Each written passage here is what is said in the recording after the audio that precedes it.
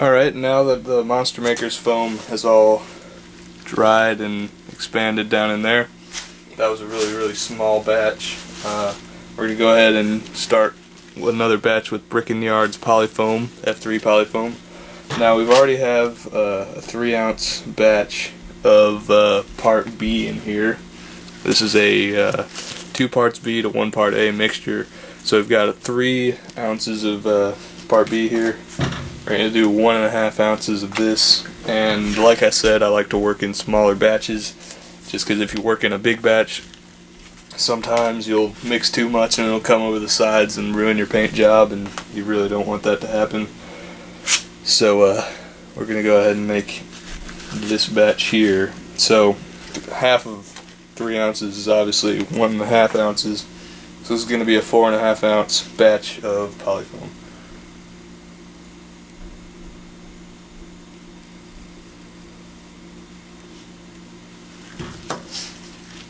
Alright, go ahead and start mixing really fast here.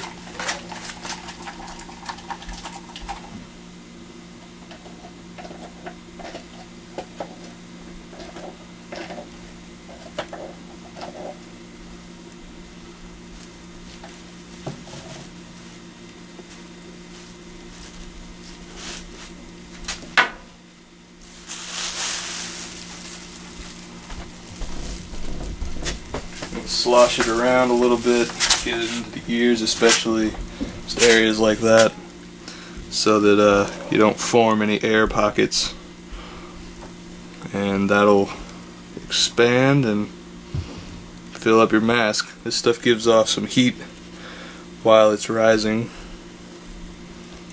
That's normal.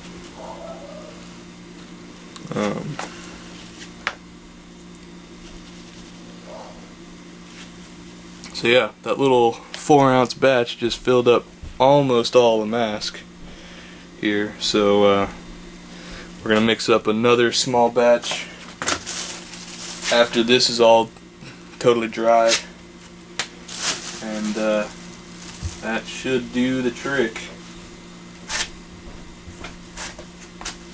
I'm just making sure right now that the mask is keeping its shape while I'm foaming it.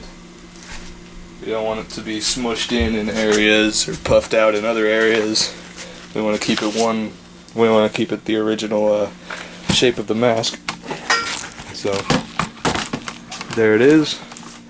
That's a 4-ounce batch of PolyFoam, along with, you know, a tiny little bit of Monster Maker's PolyFoam in there.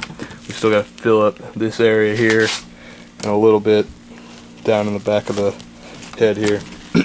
But overall, this stuff is really good. It'll expand to be real nice and big, and well, I'm not having any problems with it. So here, we'll wait for that to dry, and then we'll do the next batch. Alright, so now what I've got is my 2-ounce batch that I'm about to mix up for you and finish the head off with. So I'm going to go ahead and pour my activator in here. We need 1 ounce of this. So I'm going to pour real slowly, make sure I don't get too much, and then make sure that you wipe off the top there, because, well, as I saw with my Monster Maker's foam, the part A tends to kind of want to stick to itself. So mix that up real well, dump it on in.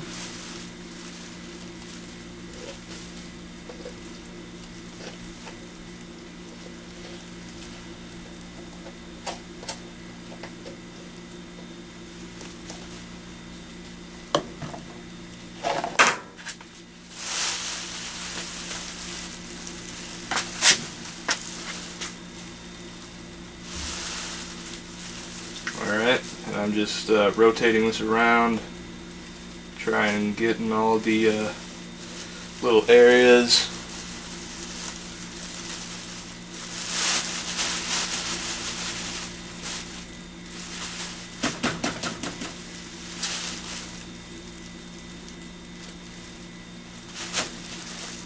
It's filling up the chin area, but where I really need it to fill right here, but we can always get that.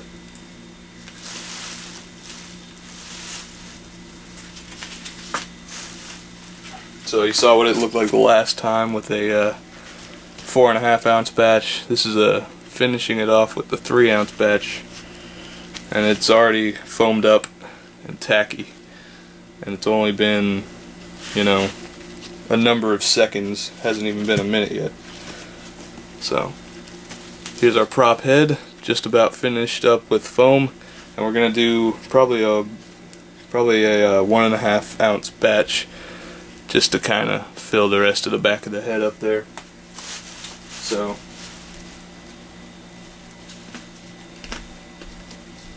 I'm actually going to go ahead and just mix it up for you, show you what it, show you the 1.5 ounce batch on camera here. Another thing I forgot to mention, when foaming something, probably going to want to have some of this stuff, naphtha, or you know, paint thinner, lacquer thinner, any kind of solvent. Probably gonna want to have handy. Clean your hands, clean your work area, because this stuff can get sticky, and you definitely don't want to have it on your hands when you're trying to work. So right now I'm gonna go ahead and put 1 ounce of part B in here.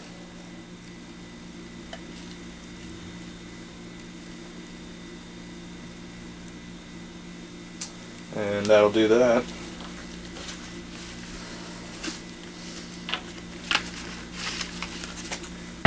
Then I'm going to put a 1/2 ounce of part A in here.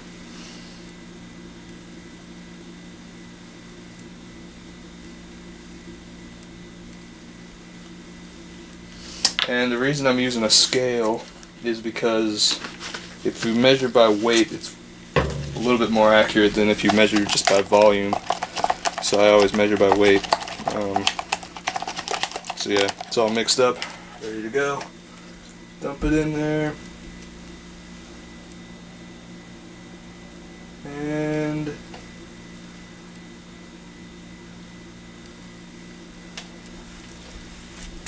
that'll be enough. Got a little bit on the back of my mask here. Don't want that to happen. Sometimes this stuff will expand too much and it'll overfill your mask like it's doing right now on me.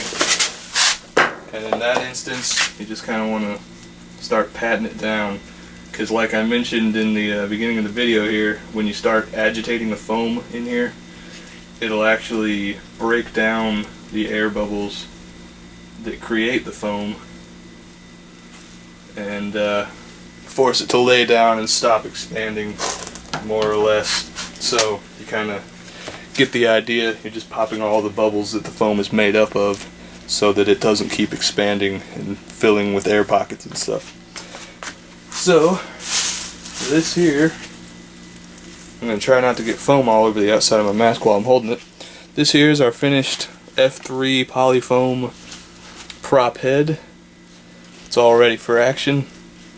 Nice and squishy, but yet very firm foam that it's filled with. This is already tacky after just that small amount of time that we've allowed it. So if you want to fill a prop head, a mask, whatever, with foam, Brick in the Yard's F3 PolyFoam is definitely the way to go. See you guys later.